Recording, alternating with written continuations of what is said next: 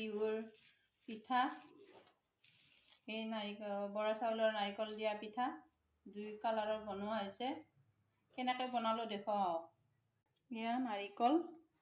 নাৰিকলখিনি অলপ ভাজি লম কেৰাহীটোত অলপ 5 মিনিট ভাজি ল'ব লাগে 5 মিনিট মিঠাইৰে ভাজি ল'ব লাগে ভাজি ল'লে পিঠাটো বহুত দিনলৈ থাকে বেয়া নহয় এয়া ভজা হৈ গ'ল এতিয়া মিঠাই দিব লাগিব এয়া মিঠাই দিলো মিঠাইটো যদি বেছি গোটা হয় এতিয়া নাভাজিলেও হয় আৰু যদি পনীয়া হৈ থাকে অলপ মানে ভাজি ল'ব লাগে কাৰণ পিঠাটো ফুটি যোৱাৰ সম্ভাৱনা থাকে বহাই দিলো এয়া বগা আৰু এয়া পিংক কালাৰ ফুড কালাৰ মিহলি কৰি দি লৈছোঁ আপোনালোকে ফুড কালাৰ মিহলি কৰিব কিছুমানে ভিতৰো মিহলি কৰি দিয়ে এয়া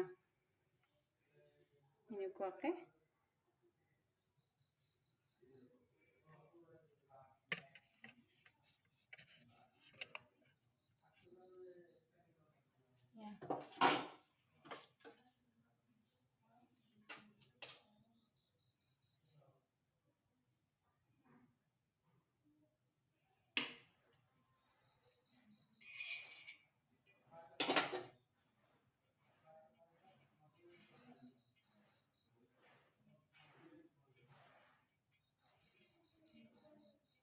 এখন হৈ গ'ল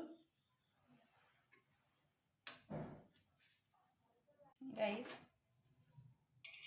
এয়া মোৰ পিঠা 5খন হৈ গ'ল পিঠাগুড়ি ভাল হ'লে যেনেকুৱা ডিজাইন দিব বিচাৰে তেনেকুৱা কৰিব পাৰি পিঠাগুড়িটোৰ মেইনলি চাউলটোৰ কথা চাউলটো যদি আঠা থাকে নতুন চাউল হয় পিঠা ধুনীয়া হয় আৰু যেনেকুৱা ডিজাইন কৰিব বিচাৰে তেনেকুৱা ডিজাইন যেনেকৈ থয় তেনেকুৱাকৈ থাকে